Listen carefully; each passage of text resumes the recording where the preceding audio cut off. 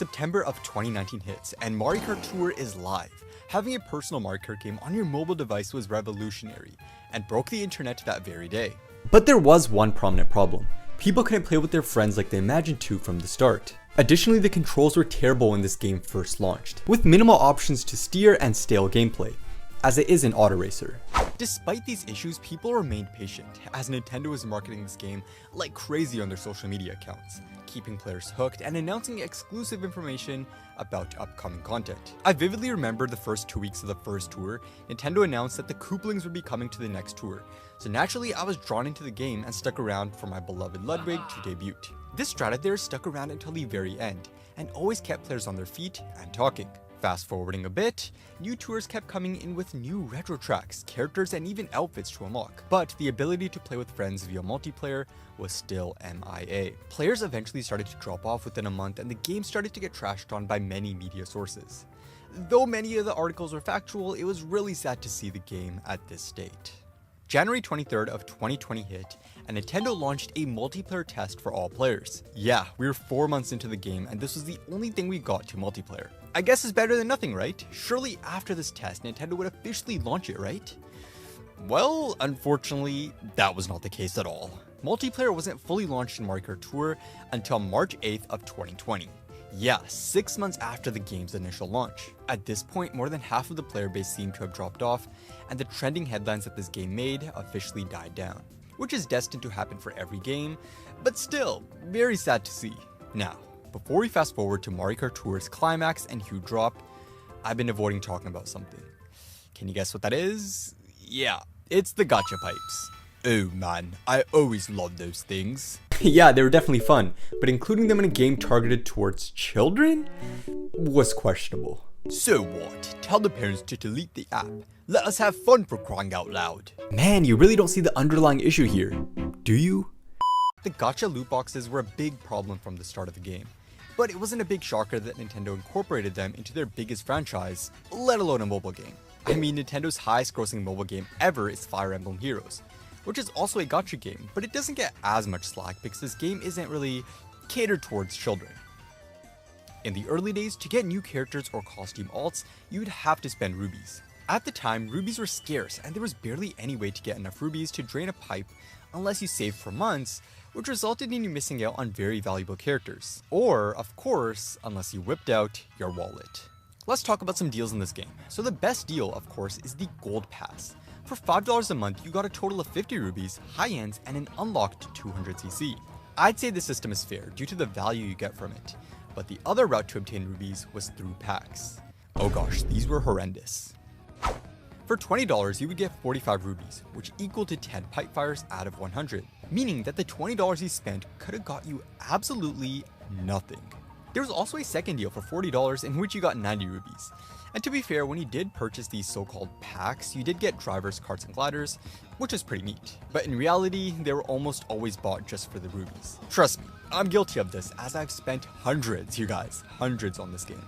The $40 pack was equivalent to 20 pipe fires out of 100, which is again, absolutely terrible. Let me put it in perspective.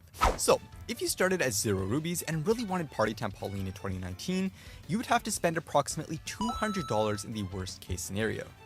It was almost impossible to get every new item every tour unless you spent thousands of dollars, which really wasn't possible for the average player, specifically children and the younger audience. Well, you can't get everything.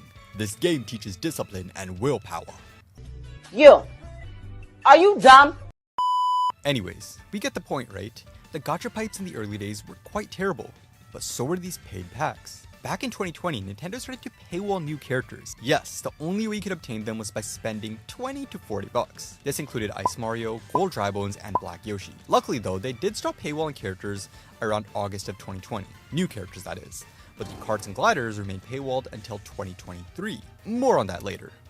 A year later, 2021 hit, and Mario Kart Tour started to slow down a lot on content. The only new retro tracks we got in 2021 were Cheap Cheap Island and DK Summit. The excitement kinda died down back then, until the retro track renaissance hit. The New Year's Tour of 2021 was in play, in which we got a new retro track being 3DS Bowser's Castle. At this time, it is really significant because we got our first retro track after 6 whole months.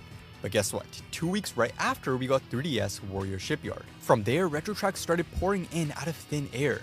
Why was this? What was Nintendo doing? Surprisingly though, we did get our crystal clear answer. After a month of this amazing tour content, February hit. February of 2022. And Nintendo announced the Booster Course Pass. Everything started to make sense. The random burst of retro tracks was happening for a reason. Starting at this date, the end of Tour speculation rose to an all-time high. It was obvious that Nintendo wanted to preserve all of Tour's retro tracks for this Booster Course Pass. But hey, it really didn't matter because Tour got retro tracks that weren't getting added to 8 Deluxe like we initially thought. 2022 from Mario Kart Tour was honestly very unique as a whole, as this game was still super differentiated from 8 Deluxe in terms of retro tracks and nitro courses. Everything was smooth sailing until September hit. September of 2022, Nintendo announced the removal of the gacha pipes and paid packs.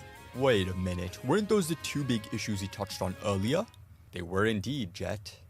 After the gacha was removed, Mario Kart Tour introduced the newly improved Spotlight Shop, in which all characters were up for grabs for a decent price. Instead of gambling your chance for getting a dope character, for example like Shy Guy Ninja, you could buy him outright with in-game currency. Speaking of in-game currency, the Ruby distribution in this game became super generous, and it became fairly easy to get stuff from the shop. It was overall a wonderful change and remains in place until this very day. Now, 2023 hits, and little did we know, Mario Kart Tour had 9 months left of new content, but somehow remained the best year for Mario Kart Tour in terms of content. Unfortunately, at this point, Tour wasn't getting as much unique content. Every new Nitro and Retro track seemed to be cross-promoted with the Booster Course Pass. It was obvious that Nintendo had to rush out all of their Mario Kart content and data until September. Pause. For more Mario Kart content, be sure to subscribe to the channel, and of course like the video. Trust me, it helps me out a lot. So, now let's break down all the 2023 tour tracks that were also added to the Booster Course Pass. So, January of 2023, we got Wii Rainbow Road, Singapore Speedway, and Bangkok Rush's last variants. February, we got Piranha Plant Cove and Shroom Ridge, which debuted in Tour a year after it was in the Booster Course Pass. March, we got DS Mario Circuit. April, we got Yoshi's Island and Athens Dash. May, we got SNES Bowser's Castle 3. Bowser Castle 3. Peak grammar. June, we got Daisy Circuit and Waluigi Stadium. In July, we got Roma Avanti and Moonview Highway. And lastly, August, we got Squeaky Clean Sprint and Madrid Drive. As we are in August of 2023, the last wave of the Booster Course Pass is heavily speculated on, but so is the future of Mario Kart Tour. However, all speculation got shut down in September when Nintendo announced that Mario Kart Tour would stop getting content. This included drivers, carts, gliders, badges, new challenges, everything. As a longtime player of this game, this really hurt and felt like a betrayal. How can Nintendo suddenly end everything after giving us so much throughout the year? It felt like a breakup to every devoted player.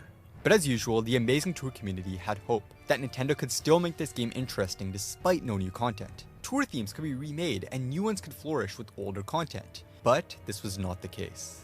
That brings us to the current state of Mario Kart Tour. Year 4 of Tour, Nintendo has cycled all of last year's tours. Pretty much every tour since September of 2023 has been a 100% carbon copy of last year. No big changes in any way, you guys. It's really disappointing, and this game definitely had so much more potential. But despite this turbulent tale, I still enjoy this game till this very day. It feels like a baby I grew up with and took care of. Shaping my account to my liking, as well as making hundreds of videos on this topic, definitely made me grow as a person, which is why I'll always play and respect this game. And of course, I truly want to thank Nintendo and all the developers for creating such a magnificent masterpiece of a game, being Mario Kart 9. Sure, that may be the end of Tour content, but the next Mario Kart game is in development. Check out this video for the best Mario Kart X speculation.